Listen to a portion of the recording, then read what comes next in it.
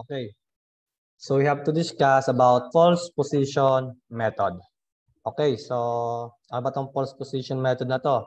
So false position method, although bisection is perfectly valid technique for determining roots, its brute force approach is relatively inefficient. False position is an alternatively based on graphical insight. A shortcoming of the bisection method is that in dividing the interval from XL to XU into equal halves, no account is taken from the magnitudes of f of XL and f of XU. For example, if f of XL is much closer to 0 than f of XU, it is likely that the root is closer to XL than to XU. Okay? So an alternative method that exploits this graphical insight is to join f of XL and f of XU by a straight line. The intersection of this line with the x-axis represents an improved estimate of the root. The fact that the replacement of the curve by a straight line gives a false position of the root is the origin of the name method of false position, or in Latin, regula falsi. It is called the linear interpolation method. Okay? So, discuss natin yung figure na yan. So, ano bang ibig sabihin nito and ano yung magiging comparison nito doon sa bisection. Sa bisection kasi, kung matatandaan natin, di ba hinahati lang natin siya sa gitna. Okay? So, kung kukunin natin yung roots, sa gitna lagi, di ba? Kukunin natin yung roots sa gitna. Kapag nakuha natin sa gitna, gitna uli. Okay? So dito kasi sinasabi kay false position, paano kung yung ating roots is mas malapit dito sa let's say meron tayong upper and lower. So let's say ito yung lower, ito yung upper. Okay? So paano kung halimbawa kay bisection, laging gitna. So what if yung ating roots is mapalapit dito sa XU? Okay? So kung mapalapit siya sa XU, ibig sabihin yung roots natin malamang malapit sa XU. So kasi ang nangyayari, kung nandito yung ating roots, so yung XR, okay, ang mangyayari dyan, hahatiin uli natin siya. Okay? So possible kasi na yung ating roots is lumayo pa doon sa ating upper value. Kasi hahatiin at hahatiin lang lagi natin siya. Okay? Yun yung isang disadvantage ni bisection method. Okay? So may mga instances na yung ating roots is lumalayo pa doon sa ating upper or lower value. Pero sigurado naman na nasa limit lang siya o nasa pagitan ni lower saka ni upper. Okay? Kaya dito kay false position, ginagamitan na natin siya ng function. Kasi dito, hindi natin siya ginagamitan ng function eh. Sinasubstitute lang natin yung XL saka XU, then i-divide lang ng 2. Yun na yung magiging value of our XR. Okay? Ganun kasimple, di ba? XR natin for bisection is XU plus XR, plus XL all over 2. Di ba? So yan lang yung ating formula. Pero dito kay false position, gagamitan na natin siya ng function. Okay? So dito kung mapapansin nyo, let's say meron tayong straight line. Okay? Yan yung equation natin. Okay? So dito, nagamit na tayong function. Kung mapapansin nyo, dito sa lower limit, so we have f of XL. And for the upper limit, we have f of XU. Okay? So dito, kukunan din natin siya ng roots. Okay? So kung sa bisection siya, so gitna lang siya lagi. Okay? So let's say dito, XL, XU, so sa gitna. Okay? Ayan. Okay? Laging gitna lang siya. Pero dito, kung gagamitan natin siya kasi ng function, so possible yung XR mapapunta na dito. Okay? So kung mapapansin natin, mas malapit sa XL. Okay? So possible yung ating roots pala is malapit doon sa ating lower value. Okay? So yun lang ibig sabihin nun. So ginagamitan lang natin siya ng function. Okay? So yung formula natin on how to calculate for the roots dito sa false position is nandito din naman sa module. Okay? O nasa lecture natin. So we have XR is equals to XU minus f of XU multiplied by XL minus XU all over f of XL minus f of XU. Okay? Ito namang f of XU saka f of XL, isa-substitute nyo lang dito guys yung value of XU saka value of XL. Isa-substitute nyo doon sa ating given function. Okay? Then direct substitution lang dyan. Okay? So, example tayo para mas mabilis yung maintindihan yung pagsosolve ng false position. Okay? So, same problem. So, yung sa parachutist, so we have formula of parachutist of V of t is equals to gm all over c multiplied by 1 minus e raised to negative c all over m multiplied by t.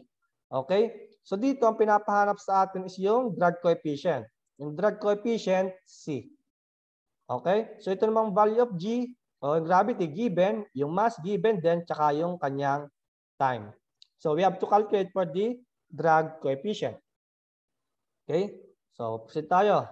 So, yung mga equation natin, so itong b of t, sililipat lang natin sa right side. Kaya ito, gm all over c, multiplied by 1 minus e raised to negative c all over m, multiplied by t, then minus b of t.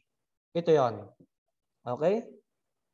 So, minus b of t. Then, sinubstitute natin yung mga value of corresponding designation. Okay? So, yan.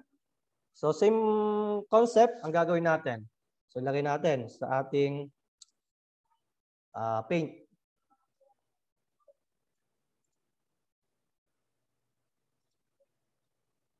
Ayan. Okay, so yung formula natin, ito na yon. Okay? Ito yung function na gagamitin natin. Nakasubstitute na din dito guys yung mga value. Okay, nung ating mass, gravity, tsaka yung kanyang time. Okay, so kunin natin yung formula. Para pag-calculate natin ng XR, diretso na.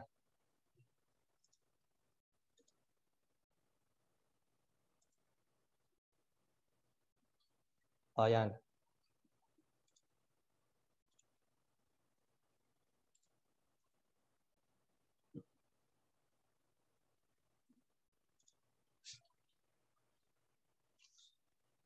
Ayan. Yan ang formula natin to calculate for XR. Okay? So, first, kailangan muna natin makuha yung value of f of xu saka f of xl. So, yung initial value naman natin na 12 at 16 is inassume lang natin yan.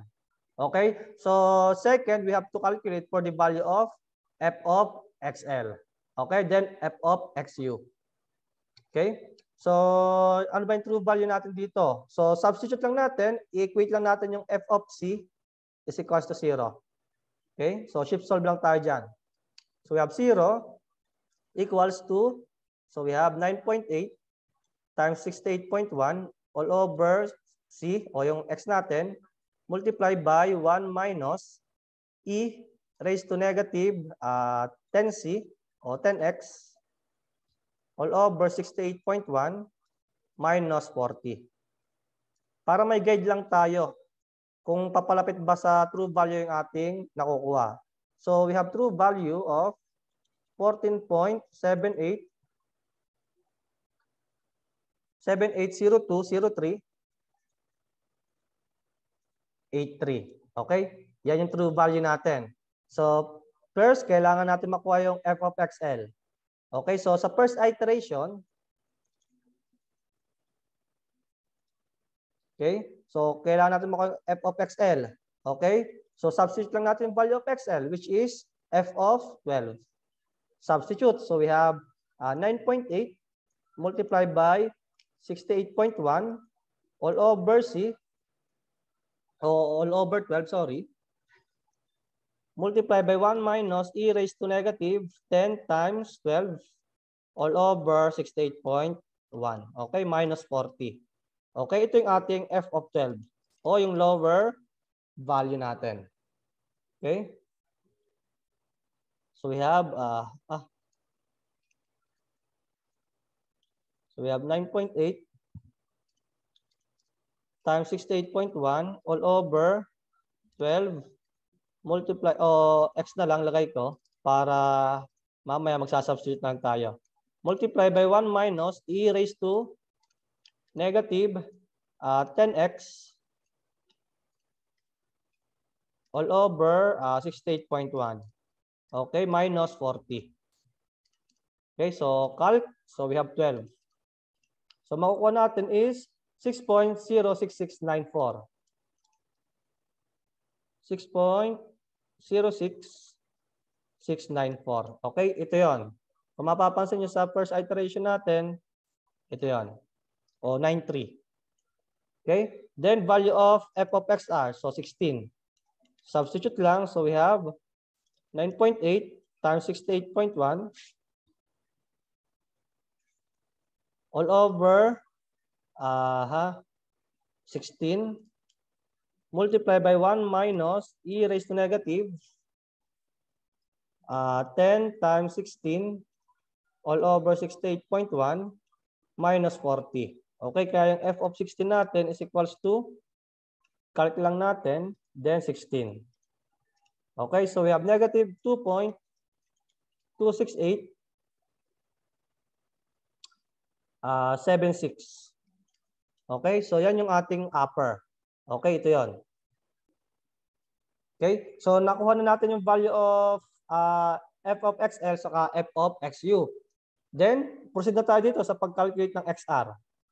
Okay, so we have xu, which is 16, minus f of xu. So we have negative 2.26876, minus xl, which is 12, minus xu is 16, all over f of xl, which is yung nakuha natin na 6.06694, then minus f of xu, which is negative 2.26876. Okay? So kaya magiging value of xr natin o yung roots natin will be equal to, so we have 16 minus negative 2.26876. Okay, multiply by 12 minus 16 all over 6.06694. So negative times negative, so positive 2.26876. Kaya XR natin dito is 14.9113.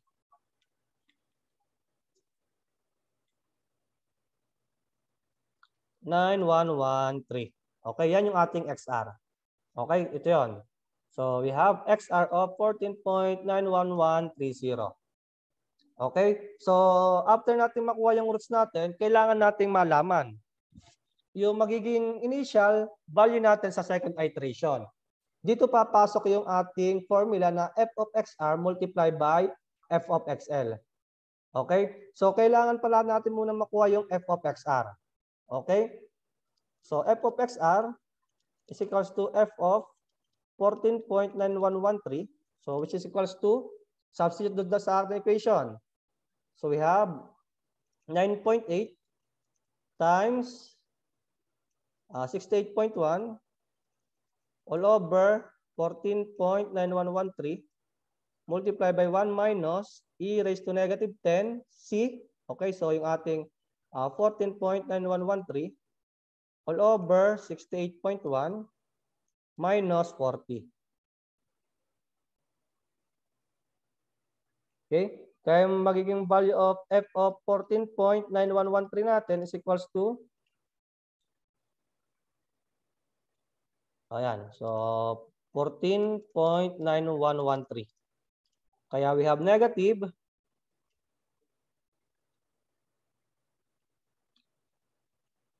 0.25427. 0.25427. Okay? So yan yung ating f of xr. So kailangan natin makuha yung product ng f of xr saka f of xl. Okay? So f of xr multiplied by f of xl. So we have negative 0.25427 multiplied by f of xl, which is 6.06694. 6.06694. Okay, so yung product niya is equals to, so we have negative 0.25427 times 6.06694. Okay, so we have negative 1.54264. Okay, negative 1.54264. Okay, ito yon. Okay, ito yung XR nakuha din natin. Okay, yung ating condition dito parang sa bisection lang. Okay? Kapag yung ating product ng f of xr saka f of xl is less than 0, yung ating XR is mapapapunta sa XU. Okay? Tatandaan ha. Kapag yung product, if f of XR, then f of XL is less than 0, okay? So yung XR natin will be equal sa XU. Kapag yung f of XR naman natin multiplied by f of XL is greater than 0, XL natin is equals to XR. Pero kapag yung ating f of XR multiplied by f of XL is equals to 0, so yun na yung roots natin. Yan na yung roots. Okay? So tandaan nyo ulit itong ating condition. Okay? Sa pag-compute. Okay? So yan. So ibig sabihin, negative yung value ng product natin. So ibig sabihin, yung ating XR mapapapunta sa XU. Kaya dito sa second iteration, kung mapapansin nyo, yung XR natin napapunta na dito sa XU. Then yung ating XL, ito pa din. Okay? So same procedure ang gagawin natin. Kukunin ulit natin yung value of f of XL, f of XU. Okay? So f of XL, so yung pa din, 12. Okay? So ibig sabihin, the same lang. Then f of XU, ano yung maging value natin? Kanina kasi kinuha na din natin yung value of f of XR para dito sa ating condition. Kung saan mapapapunta yung XR, either sa XL ba o sa XU. Okay, so yung f of XR na compute na natin kanina sa first iteration, ito yon. Okay, then yung XR naman natin napapunta sa XU, ibig sabihin itong f of XR mapapapunta na dito. Okay, ayan, f of XU natin. Okay, then kakalculate tayo ng XR. Okay, so for second iteration, so copy ko na muna pala dito sa ilalim.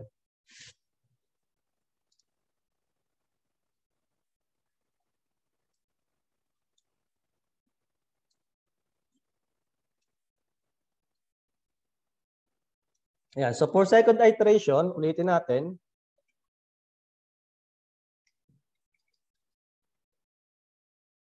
Okay, so for second iteration, kailangan natin makuha yung f of, yung XR, sorry. So XR natin is XU. We have 14.91130 minus formula. So, anong formula natin? F of XU, XL. So we have f of XU. So we have negative 0.25427 multiplied by XL, which is 12, minus XU, which is 14.9113. All over f of XL, so we have 6.06693 minus f of XU of negative 0.25427. Okay? Ayan. So ito yung makukuha value natin ng XR.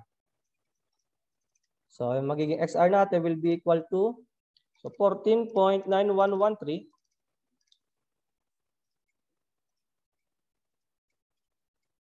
minus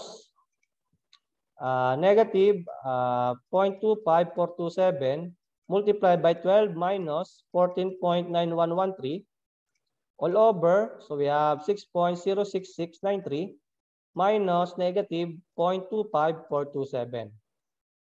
Kaya yung magiging XR natin is 14.79419. Okay, 14.79419.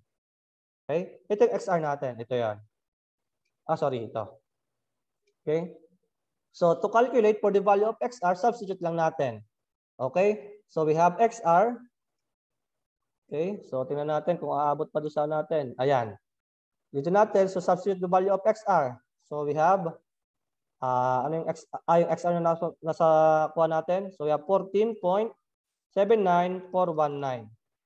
Kaya dito, so we have negative 0.02725. Ito yon. Okay? Multiply itong 6.06693. Saka itong negative 0.02725. So we have negative 0.16536. Again, itong product is less than 0. So, ibig sabihin, yung XR natin mapapapunta ulit sa XU. Okay? Same process hanggang makakuha natin yung terminating condition. Okay? So dito naman sa ET, itong true error natin, okay, same formula lang. So true value minus approximate value all over true value times 100%. Okay, so isa-isa natin. So true value natin is, lakay natin. So 14.78 020383. Okay, so we have 14.78 020383. Okay? Baba natin. So ayan. So we have minus yung approximate, yung XR. So we have first 14.9113 times 100%. Okay? Kaya we have absolute value to ha. So we have 8.8869. Okay? So next, palitan natin yung XR ng 14.79419. 79419. Ayan. So we have 0.09463. Pero dito, 464. Okay? So ganun lang i-solve si false position method. Okay? So tandaan nyo lang yung formula natin to calculate for XR. Okay? Susundin lang natin yung method. Kunin lang natin yung value of f of XU, f of XL. Okay? Dito lang iikot yung formula natin for false position method.